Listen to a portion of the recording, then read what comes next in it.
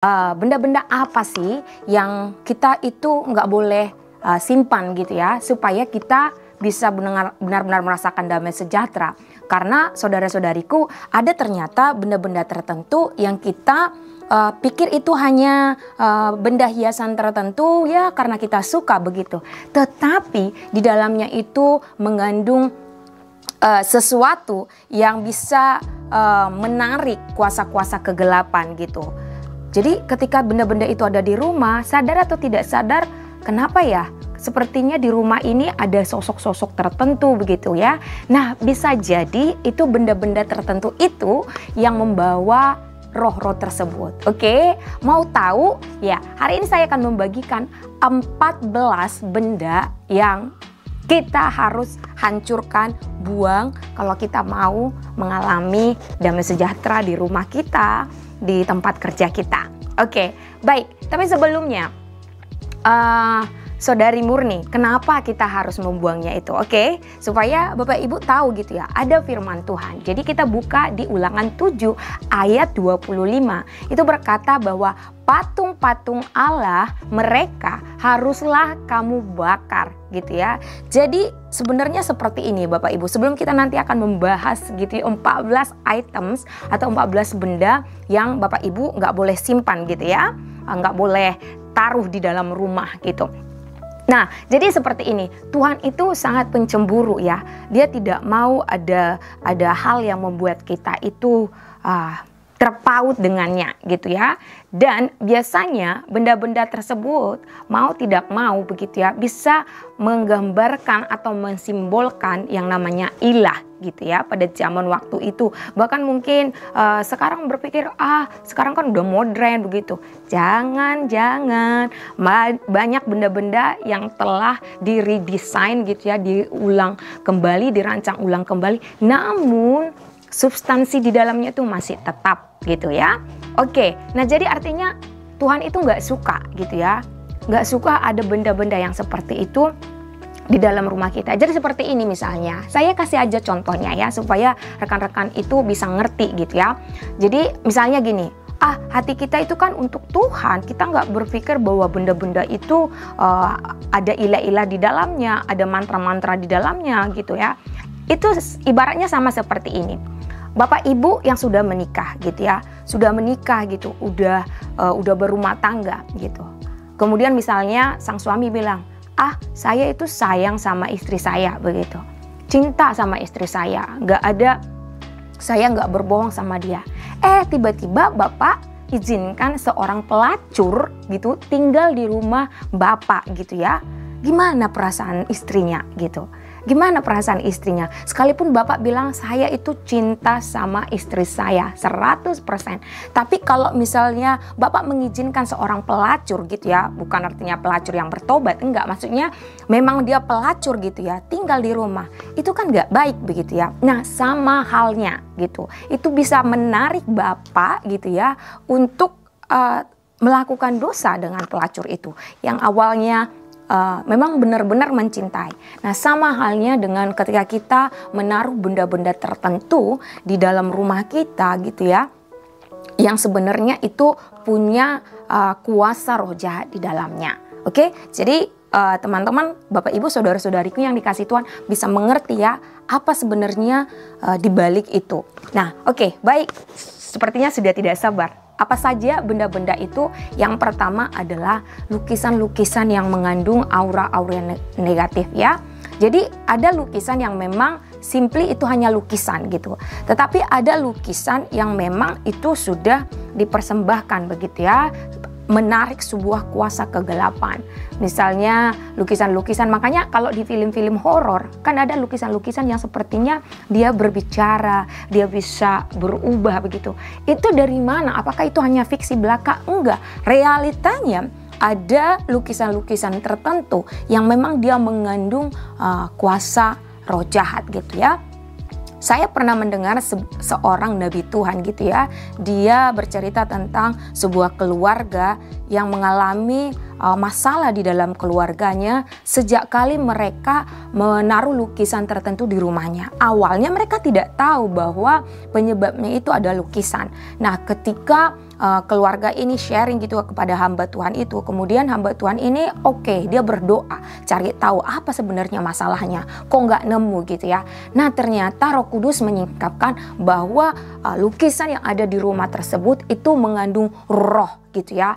Jadi dari situ Bapak Nabi ini ya, beliau katakan kepada keluarga ini, akhirnya mereka hancurkan. Benar, ketika mau dihancurkan, Nabi ini mengalami sebuah melihat sebuah ada roh gitu ya di baliknya. Kemudian setelah dihancurkan, segala permasalahan yang ada di rumah mereka itu hilang gitu. Jadi itu merupakan satu bukti. Nah yang pertama tadi adalah lukisan yang mengandung aura-aura kegelapan gitu ya. Kita sebenarnya bisa ngerasakan itu gitu ya, tapi kadang-kadang kita ignore gitu. Nah coba nanti Bapak Ibu cek gitu, apa ada nggak ya lukisan-lukisan atau lukisan yang di rumah saya ini, apakah itu hanya lukisan sederhana ataukah dia itu mengandung mengandung aura-aura roh jahat gitu. Yang kedua itu benda-benda yang memiliki simbol seperti ular, kadal, kalajengking gitu ya, katak, buaya gitu. Nah ini Bapak Ibu ada koneksinya dengan ilah-ilah zaman dahulu gitu ya.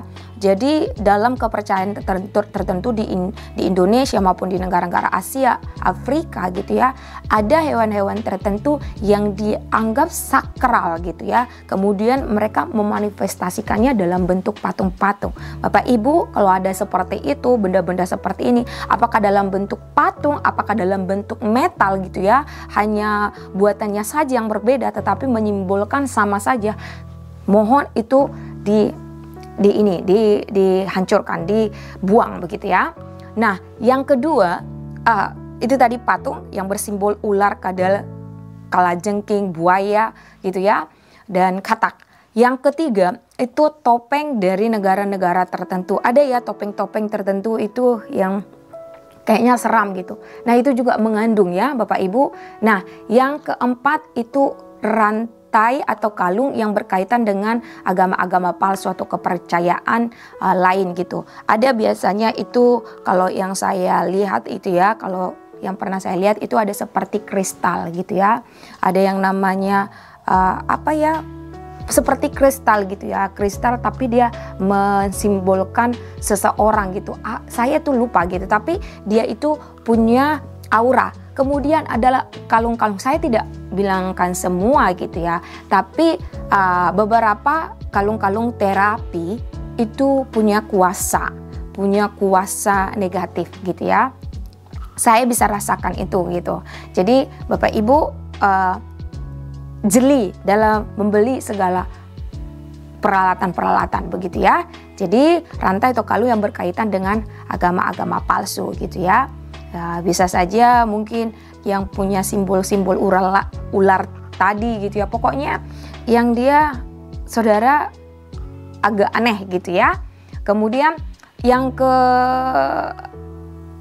kelima itu ukiran-ukiran wajah gitu ya. Ukiran-ukiran wajah yang dia negatif ya. Itu bisa saja lah termasuk tadi yang benda-benda atau yang patung-patung tadi ya, itu masuk ke situ.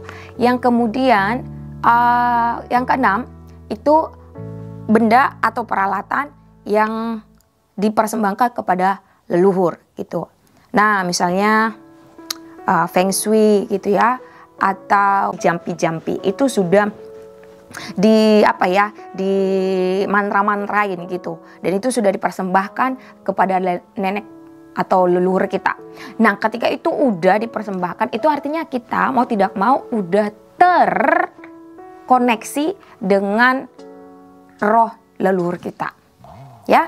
Jadi setiap benda-benda itu. Nah ada juga minuman-minuman begitu ya.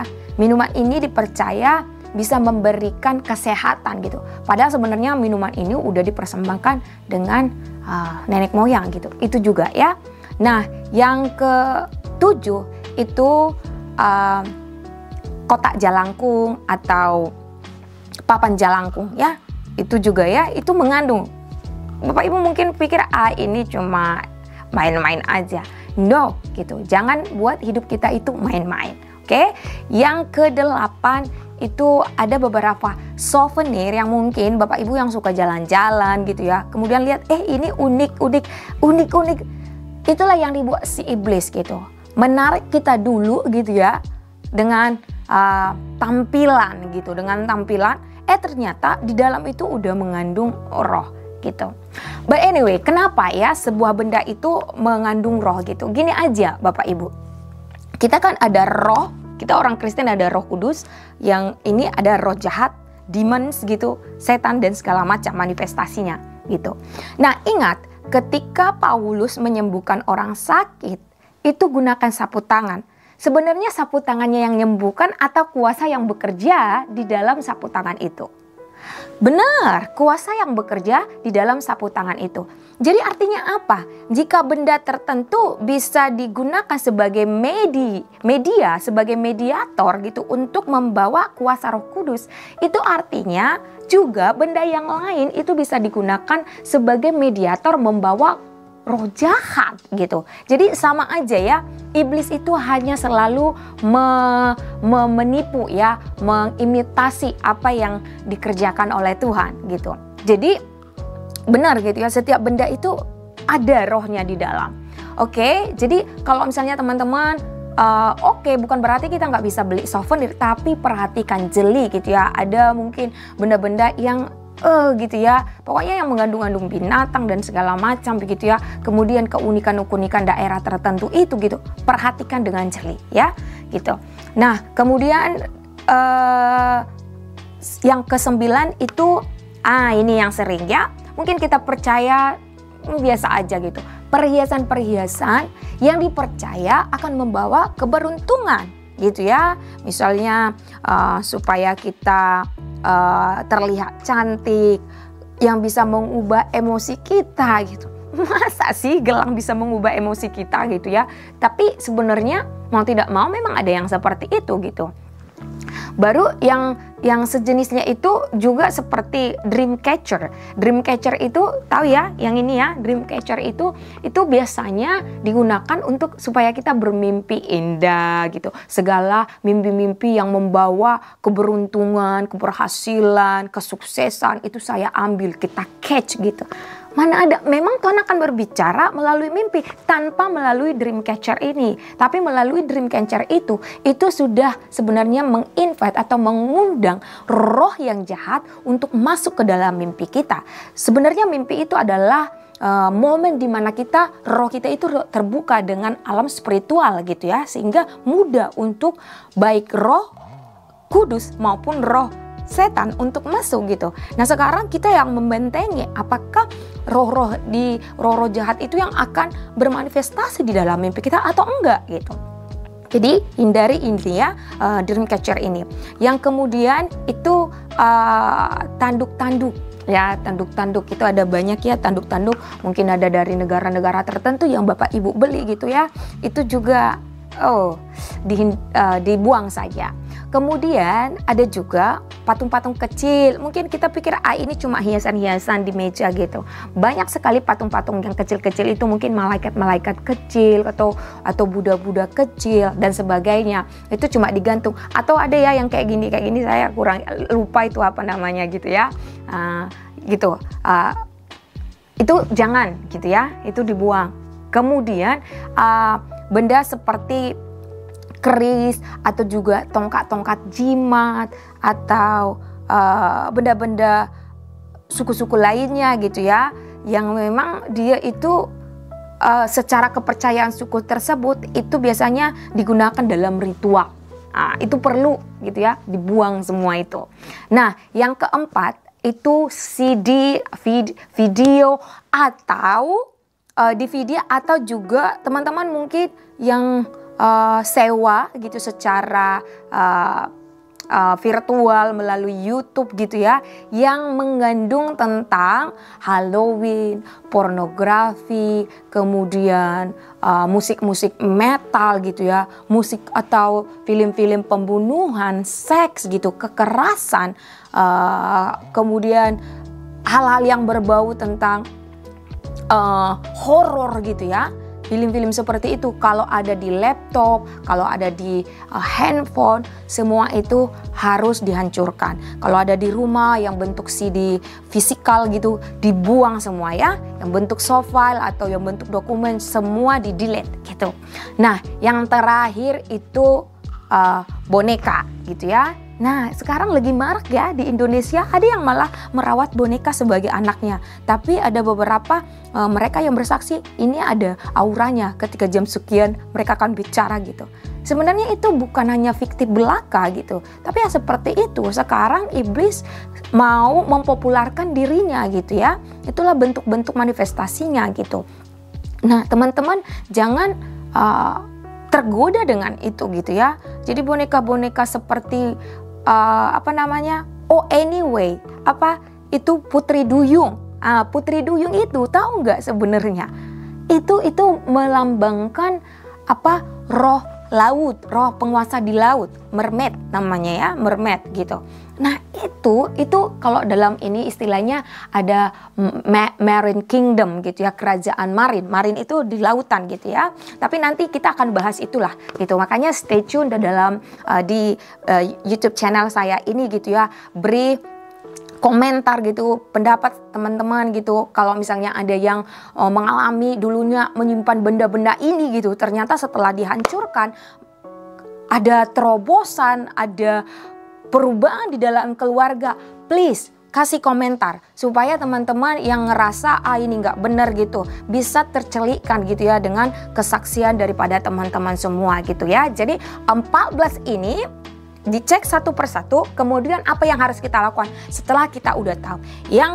Yang berikutnya setelah kita tahu benda-benda ini, ambil benda-benda itu, katakan kepada Tuhan, saya mohon ampun jika selama ini dengan ketidaktahuan saya sudah menyimpan benda-benda yang sebenarnya mengandung roh-roh jahat. Hari ini Tuhan, saya bertobat, ampuni saya mau Tuhan, Engkau yang melindungi keluarga kami. Tidak ada dari sini. Hancurkan, doakan, bakar, dan buang. Oke? Kemudian urapi tempat yang tadinya itu teman-teman, Bapak Ibu tempelkan atau buat gitu. Urapi, doakan. Sekarang saya perkatakan hanya darah Kristus yang memenuhi rumah kami ini, yang memenuhi ruangan saya ini. Roh Kudus, saya perkatakan ini rumah penuh dengan atmosfer Roh Kudus Allah, hadirat Allah. Segala hadirat roh jahat yang dibawa oleh benda-benda ini saya perkatakan keluar begitu ya. Perkatakan keluar. Oke? Jadi didoakan, dihancurkan, kemudian diurapi tempatnya, kemudian blessing kepada rumahnya. Rumah ini menjadi rumah penuh berkat. Rumah ini menjadi rumah yang penuh doa. Setiap orang yang datang ke rumah ini akan merasakan hadirat Tuhan. Tidak ada perpecahan di rumah ini. Ada damai sejahtera, ada kasih, ada Itu saja dari saya. Semoga video ini memberkati Bapak Ibu. Dan saya berdoa kita semakin dekat, semakin melaju di dalam Tuhan.